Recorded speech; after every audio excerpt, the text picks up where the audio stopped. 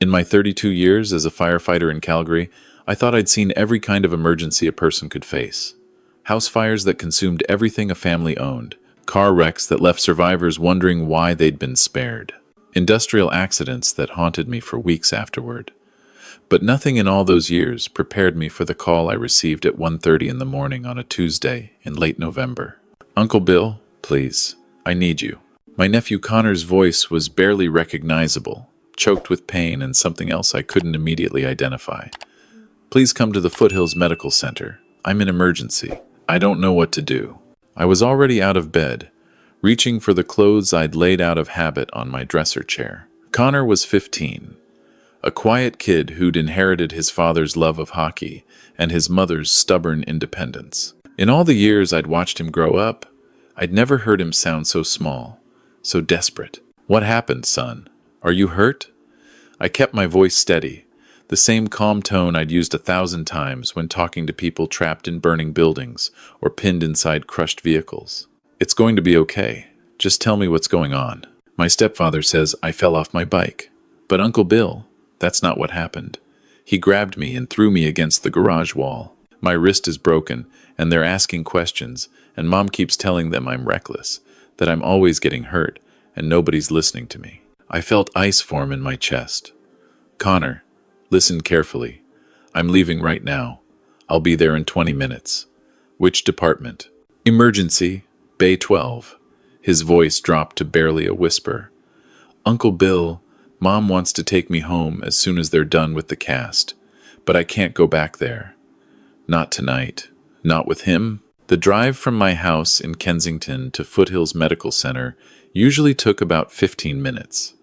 I made it in 12, my mind racing the entire way. My sister Karen had remarried 3 years ago to Derek Ashton, a regional manager for a national insurance company.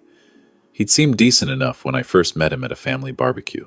Good job, nice car, the kind of confident handshake that successful businessmen cultivate. Karen had been alone for 5 years after her first husband, my brother-in-law Michael, died suddenly from an aneurysm. She'd struggled with the grief, with raising Connor by herself, with the loneliness that seemed to swallow her whole some days. When Derek came along, I'd been relieved. Karen seemed happier than she'd been in years. Connor had seemed cautiously accepting of the new man in their lives. Apparently, I'd missed something important. The emergency department at Foothills was busy for a weeknight, but I knew my way around. 3 decades of bringing accident victims and fire survivors through these doors had made me familiar with every corridor. The triage nurse, a woman in her 50s with tired eyes, looked up as I approached. "I'm here for Connor Mitchell, Bay 12. I'm his uncle, Bill Morrison." She checked her screen, then gave me a careful look that immediately put me on alert. In my experience, medical staff only got that guarded expression when something wasn't sitting right with them. "He's with his mother and stepfather. The doctor should be finishing the casting soon." I'm also a retired firefighter. 32 years with Calgary Fire Department, most of them as a captain. Connor called me specifically, asked me to come. Something shifted in her expression. Recognition, maybe, or relief. "Bay 12 is down the hall on your left. Dr. Gwen is the attending physician. She's been very thorough with her examination." I thanked her and headed toward the bay, turning over that phrase in my mind. Very thorough. When emergency doctors are very thorough, it usually means they've noticed something that doesn't add up. The curtain to Bay 12 was partially drawn. I could see Connor sitting on the examination bed, his face pale under the harsh fluorescent lights, his left wrist being wrapped in a blue fiberglass cast by a technician. Karen stood beside him, arms crossed, her expression a mixture of concern and something that looked like defensiveness. Derek Ashton stood near the doorway, checking his phone with the air of a man who had somewhere more important to be. It was Connor's face when he saw me that confirmed everything.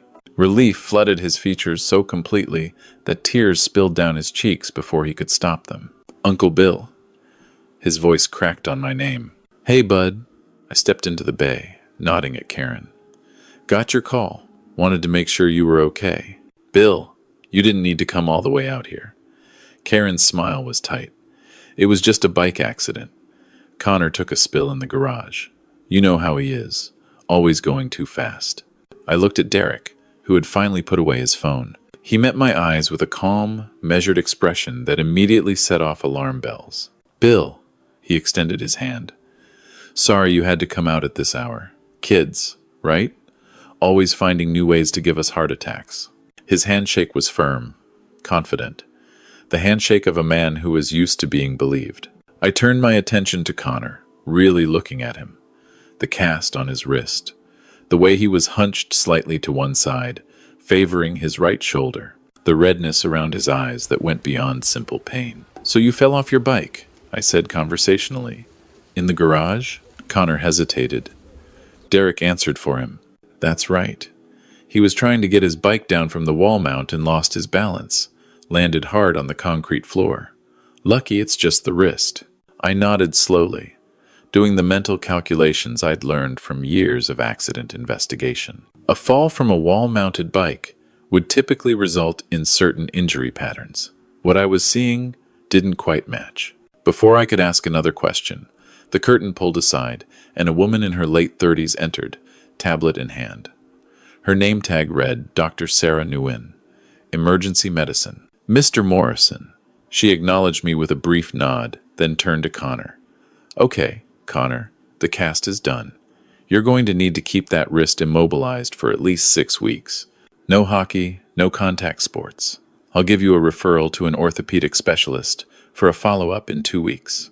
See? Not too serious. Derek's voice held a note of relief that seemed slightly overdone. Can we take him home now? It's late and we've all got work and school tomorrow? Dr. Nguyen's expression remained professionally neutral. Actually, I'd like to speak with Connor's mother and stepfather for a moment, privately. She glanced at me. Mr. Morrison, would you mind staying with Connor while we talk? Karen looked like she wanted to protest, but Derek put a hand on her arm and guided her toward a small consultation room down the hall. I watched them go, noting the way Derek's fingers pressed into Karen's elbow, the way she leaned slightly away from the pressure without seeming to realize she was doing it. What's going on? I asked Dr. Nguyen quietly. She lowered her voice. The injury pattern is inconsistent with the stated mechanism. A fall from a bike mount onto concrete would typically show different fracture characteristics. Connor's wrist fracture shows torsional force, like someone grabbed and twisted. And the bruising on his shoulder and upper arm, she paused. It looks like grip marks. My gut tightened. You think someone hurt him? I think the story doesn't match the evidence. But his mother is insisting it was an accident, and Connor won't contradict her with them in the room. Dr. Nguyen met my eyes. I've documented everything thoroughly. Photographs, detailed notes, but without the patient or guardian confirming abuse, my options are limited. I pulled a chair over and sat down across from Connor. The casting technician had finished and quietly left, giving us privacy. Connor, your mom and Derek are in another room. Doctor, Nguyen and I are here because we want to help you. But you need to tell us what really happened tonight. For a long moment, he didn't speak. His good hand plucked at the edge of the hospital blanket, a nervous habit I remembered from when he was a small child. We were arguing, he finally said. Derek and me, about Christmas break. I wanted to go on the school ski trip to Banff, but Derek said it was too expensive and I needed to learn that money doesn't grow on trees. His voice wavered. I said that my real dad would have let me go, that my real dad actually cared about what I wanted. And then he grabbed my arm, hard. I tried to pull away, and he twisted my wrist and shoved me into the wall. Connor's eyes were bright with unshed tears. Then he picked up my bike and threw it at me. That's how I hit the floor. And when Mom came out to see what was happening, he told her I'd been trying to get my bike down and fell. Dr. Nguyen was making notes on her tablet. Did he threaten you afterward? Connor nodded. In the car on the way here. He said if I told anyone what really happened, he'd make sure I never went on any school trips ever again. That he'd tell everyone I was a problem kid, a liar. That people would believe him over some mouthy teenager. The pieces were falling into place, forming a picture I didn't want to see but couldn't ignore. Has this happened before? Connor hesitated, then nodded again. Not this bad. But he's shoved me around before, grabbed me, cornered me in my room, and yelled in my face about how ungrateful I am, how much he's sacrificed for me and Mom. He paused. And one time, about 6 months ago, he slapped me. Across the face. Left a mark. Did you tell your mother? I tried. Connor's expression was bleak. She said I was probably exaggerating. That Derek just had a different parenting style than my real dad. That I needed to try harder to get along with him because he made her happy. I felt a complex mix of emotions. Anger at Derek, frustration with Karen, and a protective fury toward this kid who'd been failed by the adults who should have kept him safe. Okay, I said. Here's what's going to happen. Dr. Nguyen has documented everything. That's important evidence. But we need to be smart about how we handle this. Your stepfather sounds like he's good at making himself look like the reasonable one, so we need to do this properly. What if Mom makes me go home with them? Connor's voice was small. What if he finds out I told you? You're not going home with them tonight. I looked at Dr. Nguyen. What are my options here? Given the nature of his injuries and the concerns raised, I can justify keeping him overnight for observation. Pain management, monitoring for compartment syndrome with the fracture. It's medically defensible. No. Connor's voice was sharp, with sudden panic. If you call the police or child services, Derek will know I talked. He'll find a way to make everyone think I'm lying. He knows people. Important people. His company handles insurance for half the businesses in this city. I exchanged a glance with Dr. Nguyen. The kid had a point. If Derek Ashton was as well connected as Connor suggested, we needed to be strategic. Then we handle this differently, I said. Connor, you're going to come stay with me for a few days, just until we figure out the right approach. We'll tell your mother you're upset about the accident, that you want some space, which is true. That buys us time without putting Derek on the defensive. She won't agree, Connor said. She will if I handle it right. I found Karen and Derek in the consultation room. My sister looked exhausted, stress evident in the tightness around her eyes. Derek's expression was carefully neutral, but I caught a flash of something hard in his gaze when he saw me. What did Connor tell you? Derek asked, before I could speak. That he's embarrassed about the accident, and he'd like to stay with me for a few days while his wrist heals. I kept my tone casual. You know how teenagers are. They don't want their mothers fussing over them when they're hurt. Karen's face softened. Bill, that's really not necessary. I can take care of him. I know you can. But remember, I've got 30 years of experience with injuries. Fire rescues, you know. I can make sure he's doing his exercises properly, managing his pain, keeping that cast dry. And honestly, Karen, you look exhausted. Let me take some of the burden for a few days. I could see her wavering. Derek, however, was studying me with sharp, calculating eyes. That's generous, Bill. But I think Connor should be at home. He's had an accident and his mother should be the one looking after him. Derek, honey. Karen touched his arm. Maybe it would be good. Connor's been so moody lately, and he and Bill have always been close. Having that uncle time might help settle him down. The way Derek's jaw tightened told me everything I needed to know about how he felt when Karen disagreed with him. But he recovered quickly, producing a smile. Of course, if that's what you think is best. Though I hope Connor appreciates how understanding we're being, considering this was his own carelessness that caused the accident. The casual cruelty of that comment, the subtle blame, made my hands curl into fists at my sides. But I kept my expression neutral. Great, then it's settled. I'll take Connor home tonight, get him comfortable. Karen, I'll text you updates, okay? My sister hugged me, and I felt the tension in her shoulders. Thank you, Bill. You're always there for us. If only you knew, I thought. But I just squeezed her shoulder and smiled. Getting Connor discharged took another 45 minutes. Derek left before the paperwork was finished, claiming an early meeting. Karen stayed, fussing over Connor with the kind of anxious attention that made him tense up and avoid her eyes. Finally, we were in my truck, driving through the dark Calgary streets toward my house in Kensington. Thank you, Connor said quietly. I didn't know what else to do. You were the only person I could think of who might actually believe me. You did exactly the right thing. I glanced at him. And we're going to figure this out. But Connor, I need you to understand something. This isn't just about getting you away from Derek for a few days. If what you've told me is true, we need to address this properly. Your mother needs to understand what's happening. She won't believe it, Connor said flatly. She never does. Maybe not at first, but we'll find a way to make her see. My house was a modest split level that I'd bought 25 years ago, back when Calgary real estate was still reasonable on a firefighter's salary. I got Connor settled in the guest room, gave him his pain medication, and watched him drift off to sleep, his face finally relaxing from the tension that had been there since the hospital. Then I sat in my living room with a cup of coffee and started thinking. First rule of fire investigation: gather all the evidence before drawing conclusions. Second rule: document everything meticulously. I pulled out my laptop and started making notes. Times, statements, observations, everything Connor had told me, everything Dr. Nguyen had documented. My own assessment of the injury pattern versus the claimed accident. Then I started researching Derek Ashton. What I found was impressive on the surface. 15 years in insurance, currently a regional manager for Northland Financial Services. His LinkedIn profile showed steady career advancement, community involvement with several Calgary charities, golf club membership, board position at a local business association.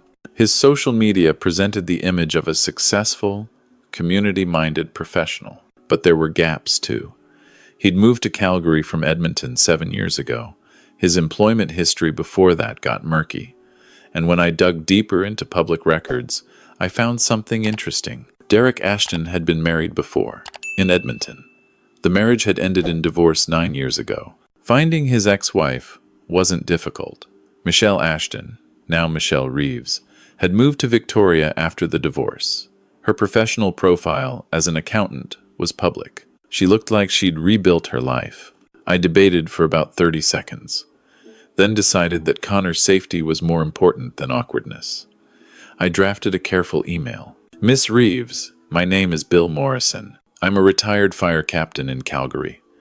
I apologize for the unusual contact, but I'm writing regarding Derek Ashton, who I understand was your former husband. He's now married to my sister, and there have been some concerning incidents involving my teenage nephew. I'm not asking you to violate any privacy, but if you're willing to share any information that might be relevant to a child's safety, I would be grateful. You can reach me at this number. I sent it before I could second-guess myself.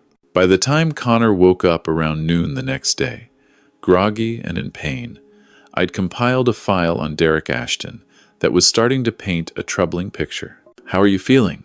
I asked, handing him a glass of water and his medication. "Like garbage." He swallowed the pills, then looked at me. "What happens now?"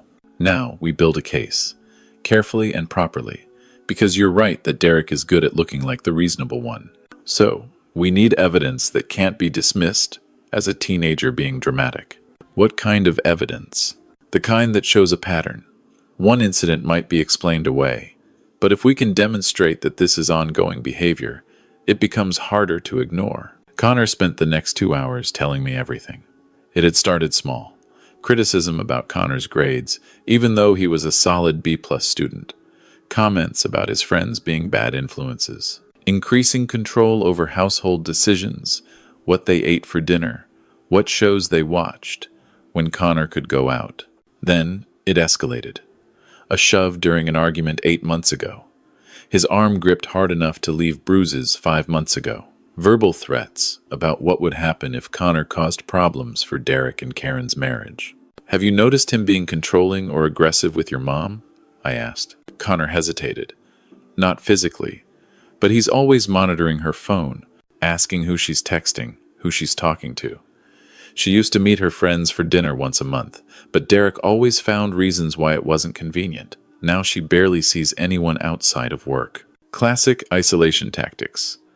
Subtle enough that the victim often doesn't recognize what's happening until they're cut off from everyone who might help them. My phone buzzed with a call from a Victoria area code. "Is this Bill Morrison?" A woman's voice, cautious. "Speaking. This is Michelle Reeves. I got your email about Derek." There was a pause. "You mentioned a child's safety. What happened? I gave her a careful summary. When I finished, there was a long silence. Okay, she said finally. I'm going to tell you some things, and I need you to understand that I have no proof of most of it. That's why I never pursued anything legally. But maybe it will help protect your nephew. What Michelle told me over the next 20 minutes made my stomach turn. Her marriage to Derek had started well, charming, attentive, everything she'd wanted. Then gradually it deteriorated as his need for control intensified. He'd been verbally abusive, financially controlling, and toward the end, physically intimidating, never leaving marks where anyone could see them. The final straw was my son from my first marriage, Michelle said. Tyler was 14 at the time. Derek started getting aggressive with him. Nothing I could prove. But the way he'd corner him, get in his space, threaten him when they were alone. When I confronted Derek, he denied everything and made it sound like I was being paranoid, like Tyler was manipulating me. What did you do? I left, took Tyler and got out, filed for divorce, moved to Victoria to put distance between us. Her voice hardened. Derek fought it viciously, tried to make me look unstable, unreliable, told everyone who would listen that I was using Tyler to hurt him in the divorce. He's very good at playing the victim, Bill. Very good at making himself look like the reasonable one. I'm sorry you went through that. I'm just glad we got out when we did.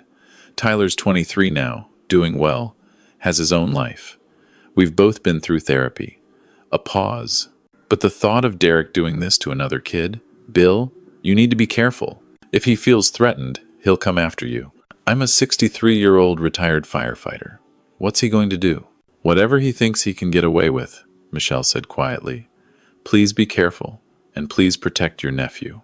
After we hung up, I sat with that conversation for a while. Then I called an old friend, Greg Patterson, who'd retired from the Calgary Police Service a few years ago after a career in domestic violence investigations. Bill Morrison, he said warmly when he answered. What kind of trouble are you getting into now?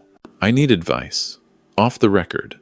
I outlined the situation. Greg listened without interrupting, then sighed. Here's the reality.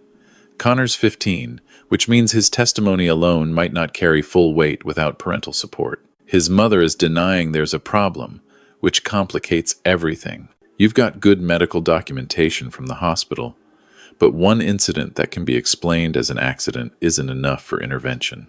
So what can I do? Build the case properly. Document everything. If Derek makes any threats or attempts, contact that makes Connor uncomfortable, record it if possible. Keep Connor safe while gathering evidence. And most importantly, try to get through to your sister. If Karen acknowledges what's happening, everything else becomes easier. And if I can't, then you might have to make some hard decisions about how far you're willing to push this. The next few days settled into a routine. Connor stayed with me, going to school from my house, coming back each afternoon. I drove him, picked him up, made sure he was keeping up with his schoolwork and following the doctor's instructions for his wrist. Karen called twice a day. I kept the conversations light, reassuring her that Connor was healing well, that we were having good uncle-nephew time. She seemed relieved, actually, that she didn't have to manage Derek's moods while caring for an injured teenager. Derek didn't call at all. That worried me more than constant contact would have. On Thursday afternoon, I got a call from Dr. Nguyen. Mr. Morrison, I wanted to let you know about something. I was discussing Connor's case with a colleague, and she mentioned she'd treated another teenager about a year ago with a similar presentation. Wrist injury, bruising. Story that didn't match the injury pattern. My pulse quickened. Did this patient happen to mention who was present when the injury occurred? The stepfather brought her in. Very concerned, very involved in her care. Made sure to mention multiple times that the girl was accident-prone, that she'd had other minor injuries. Do you have a name? I can't give you that directly. Patient confidentiality. A pause. But if you were to check with the sports medicine clinic at the Rocky View, specifically their adolescent injury program from last November, you might find something useful. I understood what she was carefully not saying. Thank you, Dr. Nguyen. Mr. Morrison, whatever you're building, be thorough. If this man has hurt multiple kids, that needs to come out, but you need solid evidence. Finding records at a different hospital was more difficult, but I still had contacts from my firefighting years. A favor called in from a former colleague who now worked in hospital administration got me a name. Sophie Moreau, 14, at the time of her injury, registered with an address in the Beltline area. Her mother, Isabel Moreau, had dated Derek Ashton 2.5 years ago before he met Karen. The relationship had lasted about 7 months. I sent another careful message, this time through Isabel's work email at a downtown law firm. Miss Moreau, I apologize for the intrusive contact. My name is Bill Morrison, retired fire captain. I'm writing regarding Derek Ashton, who I believe you dated briefly. He's now married to my sister, and I'm concerned about my nephew's safety. A doctor mentioned your daughter had a similar injury to what my nephew just experienced.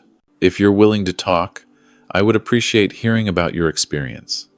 This is about protecting kids. Isabel called me that evening.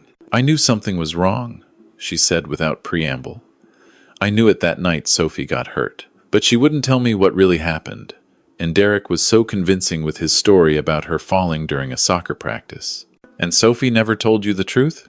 Not until months later, after I'd already ended things with him. Then she finally admitted that Derek had grabbed her and pushed her into a wall during an argument.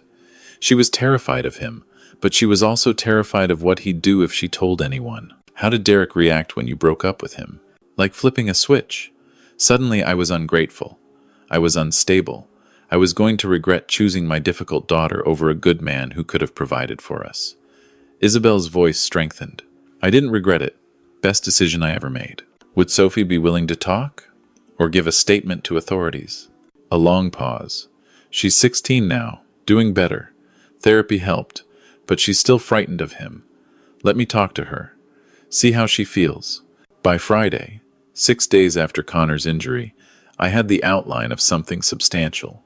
Medical records from 2 teenagers with similar injuries, both connected to Derek Ashton. Testimony from his ex-wife about controlling and abusive behavior. Documentation of escalating aggression toward Connor. What I needed now was to try again with Karen. I invited my sister to meet me at a coffee shop in Kensington, neutral territory. She arrived looking tired, dark circles under her eyes that hadn't been there 3 years ago. How's Connor? She asked immediately. He's been so withdrawn when I call. I'm worried. He's healing. The wrist is improving.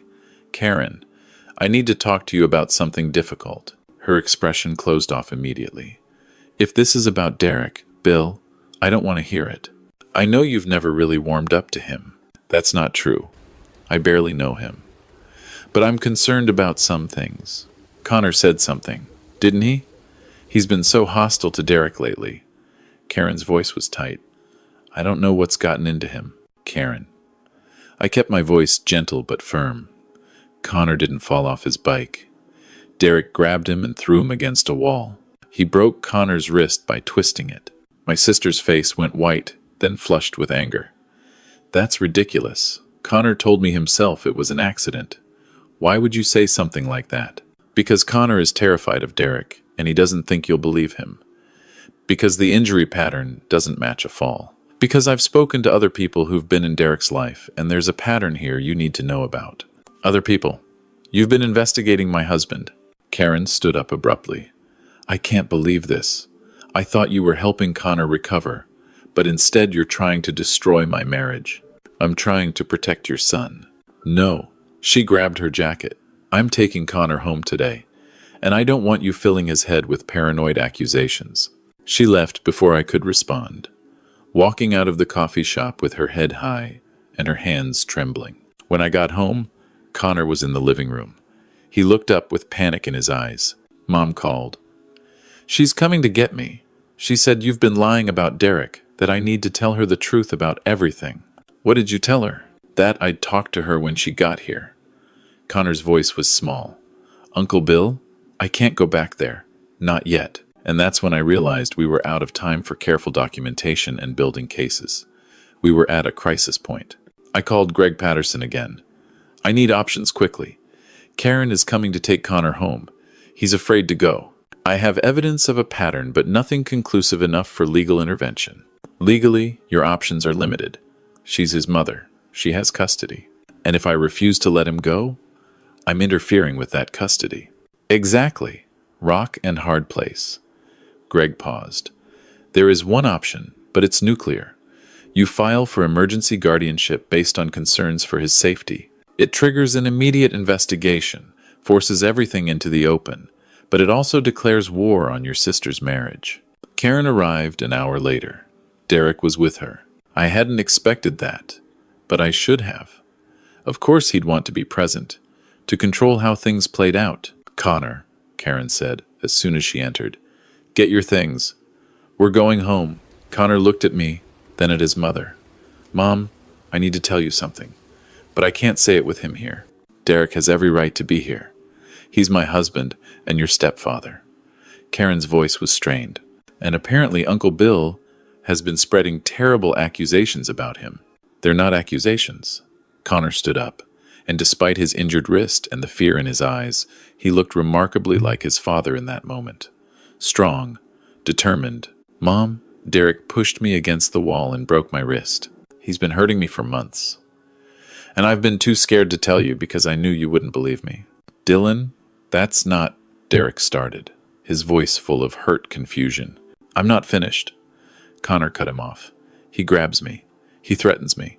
He tells me all the ways he could ruin my life if I cause problems.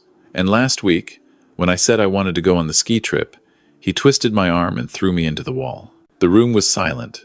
Karen looked between her son and her husband, and I could see her world crumbling. That is absolutely not true. Derek's voice was carefully calibrated, just the right amount of shock and hurt. Karen, you know how Connor's been. Moody, oppositional. I've tried so hard to connect with him, to be patient, but apparently he'd rather make up stories than accept that I care about him. It's not just Connor, I said quietly. I pulled out my folder. This is medical documentation from another teenager about a year ago. Wrist injury, unexplained bruising. You were there that night too, Derek. With Isabel Moreau's daughter, Sophie. I watched Derek's expression flicker. Just for a second, but I saw it. I have no idea what you're talking about. And this is a statement from your ex-wife, Michelle, describing a pattern of controlling and aggressive behavior during your marriage, particularly toward her son. I placed each document on the coffee table, and this is Dr. Nguyen's detailed analysis of Connor's injuries, noting that they're inconsistent with a fall.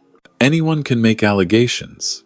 Derek's voice had changed, harder now. This is a pathetic attempt to destroy my marriage because you've never accepted that Karen moved on from your dead brother-in-law. No, Karen's voice was barely a whisper. No, this is... She turned to Derek. Why didn't you tell me you dated Isabel Moreau? Her daughter goes to Connor's school. I've seen them at events. It was years ago. It didn't seem relevant. Derek's voice was smooth, but I could see tension in his shoulders. I want to talk to her. And to your ex-wife. That's ridiculous. You're going to listen to strangers over your own husband? Derek's mask was cracking. After everything I've done for you, I gave you stability, security. I took on your son, even though he's been nothing but hostile. And this is how you repay me? There it was, the real Derek Ashton, the one he'd kept hidden behind the charming smile and careful words. Karen took a step back, instinctively, moving closer to Connor. I think you should leave. I'm not leaving my own wife. I'm asking you to leave. Karen's voice trembled but held firm. I need time to think. Derek looked at each of us in turn. Karen, Connor, me. His expression cycled through hurt, anger, calculation, and finally settled on cold fury. You're making a mistake, a terrible mistake. And when you realize that, I might not be willing to forgive it. He left, slamming the door hard enough to rattle the windows. In the silence that followed, Karen sank onto the couch and started crying. Connor sat beside her, awkward with his cast, but trying to offer comfort. I'm sorry, she said over and over. I'm so sorry. I should have listened. I should have seen what was happening. Mom, it's okay. It's not okay. You're my son. My job is to protect you and I. She looked up at me with devastated eyes. Bill, I chose him over Connor. How do I come back from that? By choosing Connor now, I said gently. By acknowledging the mistake and doing better. That's all any of us can do. What followed was a long, painful process. Karen called Isabel Moreau and had a tearful conversation. She spoke with Michelle Reeves, who was remarkably kind given what Derek had put her family through. She sat with Connor and listened to months of incidents he'd been too afraid to share. By evening, Karen was emotionally drained but clear-eyed. "I'm filing for divorce, and I want to pursue charges, if that's an option." I called Greg Patterson, who walked us through the process. With multiple victims willing to come forward, with medical documentation, with a pattern established across Derek's relationships, we had something substantial. It wasn't simple. Derek fought the divorce viciously, trying to paint Karen as unstable and Connor as a troubled teen. But with Michelle and Isabel both willing to provide statements, with Sophie finally feeling safe enough to describe what Derek had done to her, the facade crumbled. The criminal case took months. Derek had good lawyers. But Dr. Nguyen's testimony about injury patterns, combined with statements from 3 teenagers, was devastating. In the end, Derek took a plea deal, assault charges, restraining orders, a criminal record that would follow him forever. It wasn't the justice Connor had hoped for. Derek didn't go to prison, but he lost his job, his reputation, and his carefully constructed life. More importantly, Connor was safe. 14 months later, I sat with my nephew at a cafe near the University of Calgary campus. He'd just finished his first semester of a kinesiology program, already talking about eventually becoming a physical therapist. "I got an email from Sophie," he said. "She's applying to universities now, wants to study psychology. She said to tell you thank you." "For what?" "For connecting the dots. She said if you hadn't figured out the pattern, she'd still be thinking she was the only one, that what happened was somehow her fault. She should thank Dr. Nguyen. She's the one who noticed. Mom wants you to come for Christmas dinner, by the way. She's making your favorite, tourtière." I smiled. Karen and I had worked hard to rebuild our relationship over the past year. There had been anger and hurt, difficult conversations about accountability and forgiveness. But we were family. We'd both loved Michael too much to let his memory be tarnished by permanent distance between us. "Tell her I'll be there." As I drove home that evening, I thought about that night Connor called me from the emergency department. How scared he'd been, how close we'd come to missing the signs, to letting Derek continue hurting kids who couldn't protect themselves. In my 3 decades as a firefighter, I'd responded to thousands of emergencies.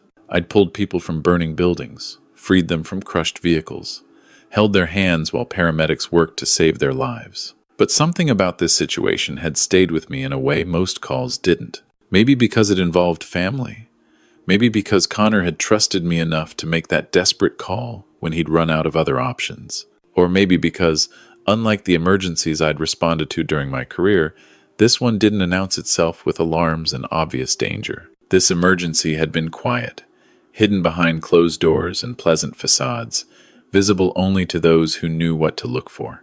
These days, I volunteer with a program Greg Patterson helped establish, training teachers and healthcare workers to recognize the subtle signs of abuse, to document properly, to ask the right questions. Dr. Nguyen jokes that I'm more passionate about it than I ever was about firefighting. She might be right, because I learned something important from Connor's situation. The worst emergencies aren't always the ones that scream for attention. Sometimes they're the whispered phone calls at 1:30 in the morning from teenagers who've run out of options and just need someone to believe them. And if my years of experience can help make sure those calls get answered, that those quiet emergencies get the response they need, then maybe those 32 years of running toward danger meant exactly what they were supposed to mean. My phone buzzed with a text from Karen. "Christmas dinner confirmed. Connor's bringing his girlfriend. Can't wait to see you, big brother." I smiled and typed back, "Can't wait either. Love you." Outside my window, Calgary's skyline glittered against the Rocky Mountain foothills. Thousands of homes with thousands of stories. Some happy, some hiding desperate secrets. But somewhere in this city, maybe there was a kid who would remember Connor's story, who would find the courage to make that call, to ask for help. And somewhere, someone would answer. That thought, more than anything, helped me sleep well that night.